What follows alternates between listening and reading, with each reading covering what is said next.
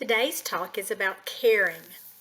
Caring is defined as displaying kindness and concern for others. During this time of isolation, it is especially important to be kind to others, especially for family members in your home, for your grandparents, your other relatives that may be isolated, for your friends, some who may be feeling very alone right now, and also for yourself. Parents are experiencing a lot of stress right now. Some have lost their jobs, at least temporarily. Some are worried about how they'll pay their bills. Some parents are trying to work from home while also taking care of you and your siblings and perhaps even helping you with your AMI assignments. Your ability to show that you care for them will help alleviate some of the stress in the home. What are some ways that you can show that you care?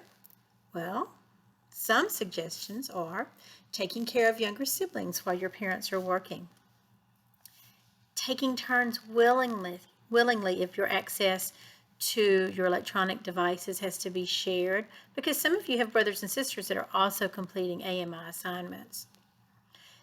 Take on additional chores in the home. You can help with meals, help with laundry and cleaning. You can help take care of younger siblings, especially if your parents are trying to work. You can do things outdoors like pull weeds in the flower beds, or if there are extra leaves that need to be raked up. Those are things you can do. Offer to give your parent a neck rub in the evening. Sometimes just a little shoulder rub can help so much when you're feeling tense. For you girls, you might even want to open up your own little beauty salon in the house and work on giving each other manicures, because when we feel like we look good, we feel better about ourselves. Boys and girls, you can offer to help with yard work, spring cleaning, or painting chores. You can also be respectful of your parents' workspace if they are working from home. Everybody's having to make adjustments right now. You can show that you care for relatives outside the home by calling to check on them, or by sending cheerful letters or pictures of them pictures to them through the mail. As I mentioned earlier, you can even draw pictures or take pictures and go and tape it to their windows from the outside so that you don't have physical contact with your loved ones, but they also know that you care. You can show that you care for your friends by calling them, by sending cheerful texts, or offering to explain AMI assignments they're having difficulty with. I know that you can think of lots of ways to show that you care. I'm going to tell you something. It's also important for you to take care of yourself while we're going through this unusual time, and even to some frightening set of circumstances. Getting enough sleep, eating good food, getting exercise that you need, and spending some time outside each day in your yard are important ways to care for yourself. There's also a free yoga app that you might want to try called Down Dog by Yoga Buddy, B-U-D-D-H-I Company, if you want to try something new. Make sure that you are keeping up with your AMI assignments, because when you feel stressed, you're not taking good care of yourself. And also, don't hesitate to ask for help if you're confused. We're all here for you. Caring is closely related to empathy and compassion. Compassion means to suffer together. It is the feeling that arises when you are confronted with another's suffering and feel motivated to relieve that suffering. Think of how you may have felt when someone just came to sit with you when you lost a loved one, or when you were sick. Think about who treats you with compassion at home. Do you have a parent that helps cuddle you up on a couch with pillows and blankets and let you watch your favorite movies or TV shows and maybe brings you special treats to eat? That's a way of showing compassion. And doesn't that make you feel better when someone is compassionate toward you? Rather than letting frustration overwhelm us while we all are dealing with self-isolation, let's try to be compassionate to those around us and find ways to show that we care. Caring is about doing. Another word I want to mention is empathy. Empathy is more about the feeling that causes you to show compassion and care. It is about putting yourself in that person's shoes and feeling their pain, sadness, or joy.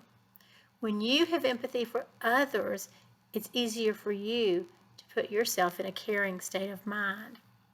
It's not all about us, it's all about everyone. And when we can take care of others, they're better able to take care of us too.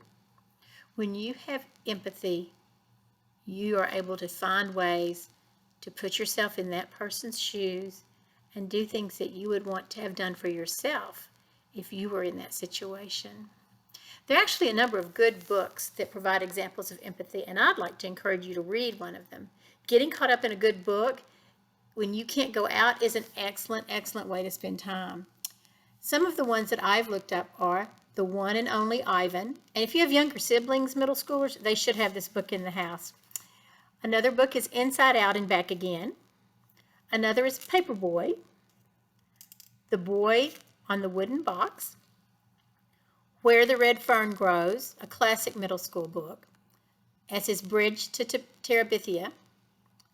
Another book is The Breadwinner.